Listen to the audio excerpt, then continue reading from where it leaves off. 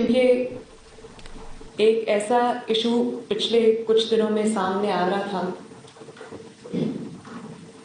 جس کے حقائق جان کے میں آپ تک آئی ہوں،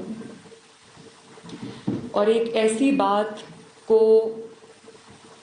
ایشو بنایا گیا، اچھالا گیا،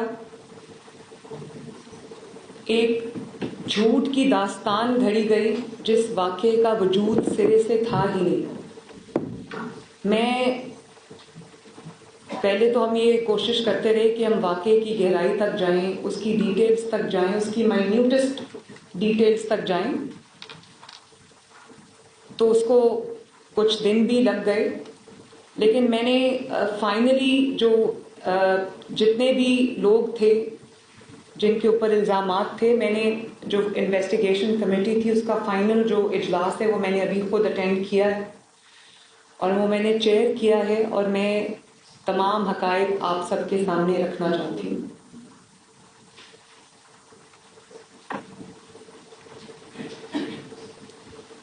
بات یہ ہے کہ میں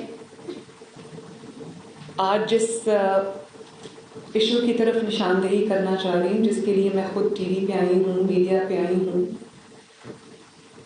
وہ ایک بطور ماں جس کی اپنی بھی بیٹیاں ہیں اس کے لیے تو وہ بہت امپورٹنٹ ہے، لیکن میں اس صوبے کی چیف ایگزیکٹو ہوں۔ 15 کروڑ عوام کی جو جان کا تحفظ، ان کے مال کا تحفظ، ان کی عزت کا تحفظ، ان کے آبرو کا تحفظ میری ذمہ داری ہے، اور اس ذمہ داری کے تحت آج میں آپ سے مخاطب ہوں۔ ایک واقعہ سرفیس کیا، ہماری ایڈمنسٹریشن کو، پولیس کو رپورٹ ملی کہ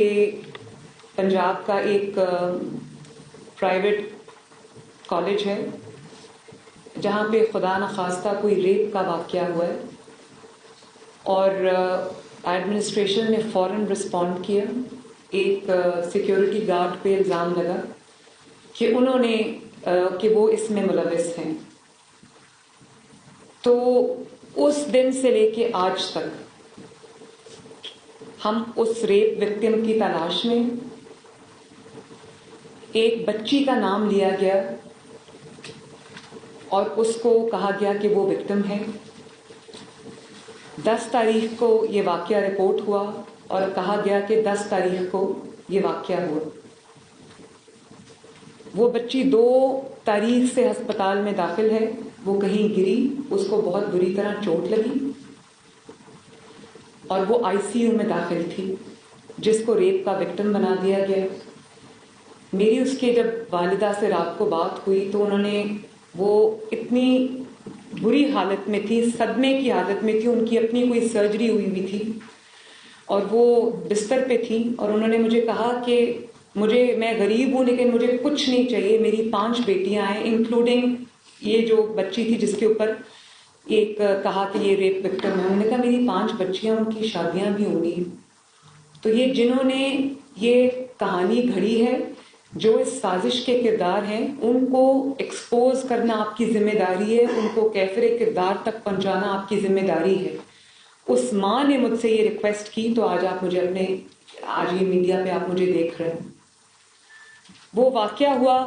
بچوں نے رپورٹ کیا کہ یہ واقعہ ہو گیا ہے،